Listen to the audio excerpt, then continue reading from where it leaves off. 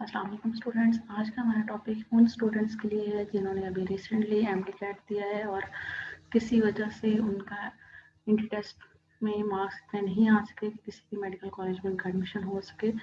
तो उनको डिसहार्ट होने की ज़रूरत नहीं है। उनके लिए बहुत सारी ऐसी फील्ड्स हैं जिनमें वो बहुत अच्छा काम करके आगे किसी भी अच्छी फील्ड में ग्रो कर सकते हैं। तो आज हम इस पे बात करेंगे कि वो स्टूडेंट्स जिन्होंने एंट्री टेस्ट क्लियर नहीं हो सका, उनका एमबीबीएस या डीवीएम में नहीं, एमबीबीएस या बीडीएस में नहीं हो सका, तो उनके लिए ऐसी कौन सी फील्ड्स हैं जिनमें वो एडमिशन लेके आगे स्टडी कर सकते हैं और अपने आप को किसी अच्छी फील्ड में प्रूव कर सकते हैं। सबसे पहले अगर हम बात करें तो हमारे पास है अलाइड हेल्थ साइंसेज, जो कि एक इमर्जिंग फील्ड है पाकिस्तान के अंदर। अगर हम देखें तो पिछले कुछ सालों में इसमें बहुत ज़्यादा स्टूडेंट्स जो हैं वो एडमिशन्स ले रहे हैं और इसमें स्टडी कर रहे हैं और आगे बहुत अच्छी अच्छी जॉब्स कर रहे हैं इवन। तो ये एक, अगर हम देखें तो ये एक बहुत अच्छी फील्ड है अगर पाकिस्तान के लिहाज से देखें। और इवन अगर हम पाकिस्तान से बाहर अगर मूव करते हैं, आप बीएस करने के बाद अगर जाते हैं, एमएस करते हैं या पीएचडी करते हैं, इवन अगर आप बीएस के बाद भी पाकिस्तान से बाहर जाते हैं, तो ये आपके लिए इतनी अच्छी फील्ड है कि आप वहाँ पे किसी भी अच्छी मतलब हॉस्पिटल में, किसी भी अच्छे लेवल में, किसी भी अच्छी इंडस्ट्री में आप जॉब कर सकते हैं और बहुत अच्छे पैकेज के साथ। तो अगर हम देखें तो अलाइड हेल्थ साइंसेज होता क्या है, इसमें हम क्या करते हैं।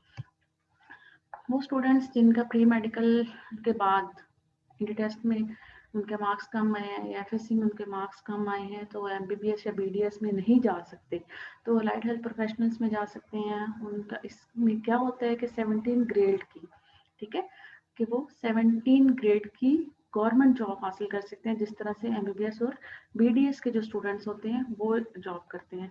तो इनका भी सेम वही लेवल होता है अलाइड हेल्थ प्रोफेशनल्स में। अब इसमें बहुत सारे आगे डिफरेंट कोर्सेज हैं। सबसे पहले अगर हम बात करें तो हमारे पास मेडिकल इमेजिंग टेक्नोलॉजी है, उसके बाद मेडिकल लेबोरेटरी टेक्नोलॉजी है, ऑप्टोमेट्री या ऑर्थोटिक्स है, emergency and intensive care sciences है, उसके बाद हमारे पास ऑर्थोटिक्स एंड प्रोस्थोटिक। ये सारे जो प्रोग्राम हैं ये 4 इयर्स प्रोग्राम है। अगर आप इस चीज़ को इसके साथ मिक्स ना करें कि जो पहले 2 साल का डिप्लोमा होता था वो क्या था कि कुछ मतलब बहुत सारे लोग जो थे वो मैट्रिक या एफएससी या एफए के बाद 2 साल का या 1 साल का डिप्लोमा करते थे और उसके बाद वो टेक्नीशियन लग जाते हैं। तो उनकी जो जॉब्स होती थी वो 6 स्केल या 9 स्केल पे होती थी या किसी की 12 स्केल से स्टार्ट होती थी। ये जो है ये 4 इयर्स प्रोग्राम है, ठीक है। ये हम एफएससी के बाद करते हैं और इसमें क्या होता है कि आप डायरेक्ट 17 स्केल पे जाते हैं। आप गवर्नमेंट जॉब में अगर जाएंगे 17 स्केल पे जाते हैं। इवन अगर आप प्राइवेट में भी जाते हैं तो आप एक अच्छे पैकेज के साथ किसी भी प्राइवेट हॉस्पिटल में आप जा सकते हैं। या इवन अगर आप किसी इंस्टीट्यूट के साथ भी आप जाते हैं तो उसमें भी आप क्या होता है कि आप लेक्चरर के लेवल से या उससे आगे असिस्टेंट प्रोफेसर या प्रोफेसर के लेवल पे जा सकते हैं कि जब आप इसमें फर्दर स्टडीज कर लें, आप एमएस कर लें, इसमें पीएचडी कर लें, तो 4 ईयर बीएस प्रोग्राम के बाद आप नेक्स्ट क्या करते हैं, एमएस करते हैं, उसके बाद पीएचडी कर सकते हैं। तो इसमें और जो फील्ड्स हैं उसमें डेंटल हाइजीन है, ऑपरेशन थिएटर टेक्नोलॉजी है, डेंटल टेक्नोलॉजी है, कार्डिक परफ्यूजन है, ऑक्यूपेशनल थेरेपी है, स्पीच एंड लैंग्वेज पैथोलॉजी है, ऑडियोलॉजी है, रेस्पिरेटरी थेरेपी है, न्यूट्रिशन है, बायोटेक्नोलॉजी है, या फिर होम्योपैथिक मेडिकल साइंसेज है। उसके बाद हमारे पास और डिफरेंट कोर्सेज में विजन साइंसेज आ जाता है, रीनल डायलिसिस टेक्नोलॉजी आ जाती है, एक्सीडेंट एंड इमरजेंसी टेक्नोलॉजी है, एनेस्थीसिया टेक्नोलॉजी है, ऑडियोलॉजी है, audiology and speech language therapy है, ऑडियोलॉजी एंड स्पीच पैथोलॉजी है, ब्लड ट्रांसफ्यूजन टेक्नोलॉजी है, कार्डिक परफ्यूजन है, क्रिटिकल केयर साइंसेज है, ऑक्यूपेशनल थेरेपी है, न्यूक्लियर मेडिसिन है। उसके बाद डर्मेटोलॉजी है, डायग्नोस्टिक रेडियोलॉजी है, डायलिसिस टेक्नोलॉजी है, एपिडेमोलॉजी एंड पब्लिक हेल्थ है। उसके बाद ईस्टर्न मेडिसिन एंड सर्जरी है, फोरेंसिक स्टडीज है।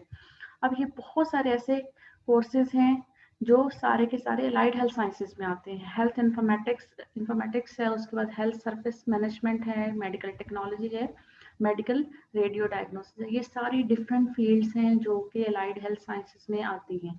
अब इसमें बहुत सारे जो वर्ड्स हैं वो आपस में मिलते जुलते हैं, तो इस वजह से कि कुछ इंस्टीट्यूट या यूनिवर्सिटीज ने उन नेम्स को थोड़ा सा आगे पीछे करके रखा हुआ है, ठीक है। जैसे एक है स्पीच एंड लैंग्वेज पैथोलॉजी, ठीक है, एक यहाँ पे, और उसके बाद कुछ किसी ने उसका नेम रखा है audiology and speech and language therapy, ठीक है। तो ये सेम कोर्स हो सकता है, सेम बीएस प्रोग्राम है, लेकिन सिर्फ नेम का डिफरेंस है।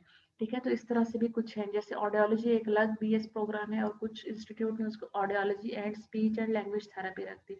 इस वजह से मैंने इसमें सारे के सारे नेम्स डाले हैं, ताकि अगर किसी यूनिवर्सिटी में आपको एक नेम से मिल रहा है तो दूसरी यूनिवर्सिटी में वो डिफरेंट नेम से थोड़ा सा आगे पीछे हो सकता है। जैसे अगर हम बात करें यूएचएस में हमारे पास होता है मेडिकल इमेजिंग टेक्नोलॉजी, लेकिन यूनिवर्सिटी ऑफ ये गवर्नमेंट कॉलेज यूनिवर्सिटी फैसलाबाद की अगर हम बात करें तो इसमें होता है radiography and imaging technology. Same course है, ठीक है, सेम फील्ड है, सेम सब्जेक्ट्स होते हैं, लेकिन सिर्फ नेम का डिफरेंस आता है। कुछ में मेडिकल टेक्नोलॉजी आता है, कुछ में मेडिकल लेबोरेटरी टेक्नोलॉजी रखती है, ठीक है। तो ये जो होता है नेम का सिर्फ डिफरेंस आता है, बाकी जो अंदर डिपार्टमेंट होता है वो सेम होता है। तो इस वजह से ये सारी आपके पास लिस्ट है जो कि different allied health sciences courses में आती है। आप इनमें से किसी भी प्रोग्राम में आप बीएस करके आगे 17 ग्रेड की जॉब गवर्नमेंट इंस्टीट्यूट्स में हासिल कर सकते हैं, गवर्नमेंट हॉस्पिटल्स में हासिल कर सकते हैं, ठीक है। उसके अलावा अगर आप गवर्नमेंट में नहीं तो आप प्राइवेट में आपको बहुत सारी अपॉर्चुनिटीज मिल सकती हैं सिर्फ बीएस के बाद। उसके बाद अगर आप फर्दर स्टडीज भी करना चाहते हैं तो आप वो भी कर सकते हैं।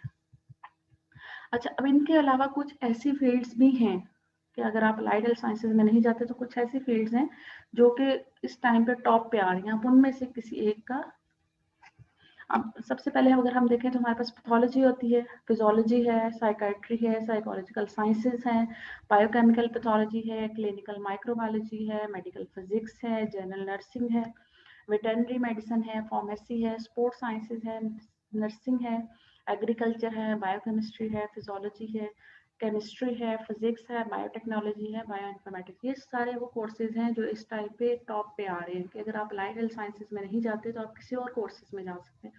अलाइड हेल्थ साइंसेज या मेडिकल साइंसेज या मेडिकल फील्ड्स की जब हम बात करते हैं तो उसमें आपके पास आगे ग्रो करने के बहुत ज़्यादा चांसेस होते हैं। कि मेडिकल फील्ड्स की अगर हम बात करें तो हमारे पास बहुत सारे हॉस्पिटल्स हैं, आप हॉस्पिटल्स में जॉब कर सकते हैं। अगर आप गवर्नमेंट नहीं करते आप प्राइवेट कर लेंगे, अगर प्राइवेट नहीं करते तो आप किसी इंस्टीट्यूट के साथ चले जाएंगे, आप वहाँ पे लेक्चरशिप पे अप्लाई कर सकते हैं।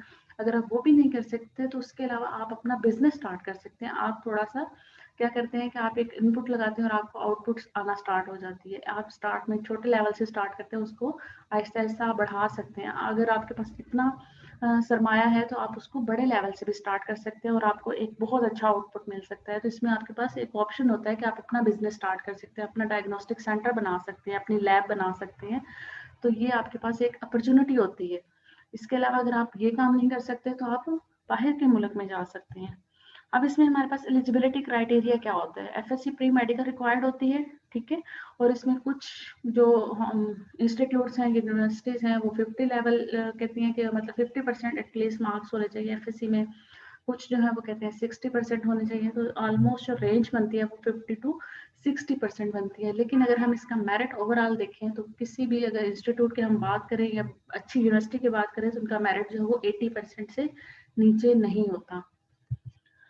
अब हमारे पास कुछ यूनिवर्सिटीज़ की मैंने लिस्ट डाली है जहाँ पे अलाइड हेल्थ साइंसेज होता है। सबसे पहले अगर हम बात करें तो हमारे पास University of Health Sciences Lahore है, जिसके अंडर बहुत सारे कॉलेजेस हैं। इस पर भी मैं एक स्पेशल वीडियो बनाऊंगी कि इसके अंडर कौन कौन से कॉलेजेस हैं, वहाँ पे कितना मेरिट है, वहाँ पे आप किस तरह से अप्लाई कर सकते हैं। उसके अलावा गवर्नमेंट कॉलेज यूनिवर्सिटी फैसलाबाद है, शहीद जुल्फ़िकार अली भुट्टो मेडिकल यूनिवर्सिटी इस्लामाबाद है, शफायत अमीर मिल्लत यूनिवर्सिटी इस्लामाबाद है, king Edward medical university Lahore है, खैबर मेडिकल यूनिवर्सिटी पेशावर है, लियाकत नेशनल यूनिवर्सिटी है, उसके बाद रावलपिंडी मेडिकल यूनिवर्सिटी रावलपिंडी है, उसके बाद national university of medical science है। ये डिफरेंट यूनिवर्सिटीज़ हैं जो कि टॉप पे आ रही हैं और इनमें सब में मेडिकल अप्लाइड हेल्थ साइंसेज के किसी भी डिपार्टमेंट में आप एडमिशन लेके अपनी स्टडीज़ को कंटिन्यू कर सकते हैं। तो इसलिए डिसहार्ट होने की ज़रूरत नहीं है। अगर आपका एमबीबीएस या बीडीएस में नहीं होता है तो आपका कहते हैं कि वहाँ पे ज़िंदगी ख़त्म नहीं होगी। आपने क्या करनी है, अपनी सिर्फ डायरेक्शन को सही सिमत में रखना है कि आपने सही अपने लिए सही फील्ड का इंतखाब करना है जिसमें आप आगे जाके ग्रो कर सकें। डिग्री मैटर नहीं करती कि आपने कौन सी डिग्री है, ये चीज़ मैटर नहीं करती। मैटर करती है तो वो आपकी मेहनत, आपकी लगन, कि आपने उस डिग्री को कितनी मेहनत से, कितनी ऑनेस्टी से लिया है। तो डेफिनेटली अल्लाह ताला आपको उसका रिगार्ड देते हैं। आपको अगर आप उसमें बहुत अच्छे से मेहनत करते हैं और अपनी दिल से मेहनत करते हैं, अपने पेरेंट्स का रिगार्ड करते हैं कि उन्होंने आपको इस लेवल तक पहुंचाया है, तो डेफिनेटली आप आगे जाके बहुत अच्छा ग्रो करेंगे, आप चाहे किसी भी फील्ड में चले जाएं। तो आज तक के लिए इतना ही। नेक्स्ट इंशाल्लाह हम इस पे और बात करेंगे।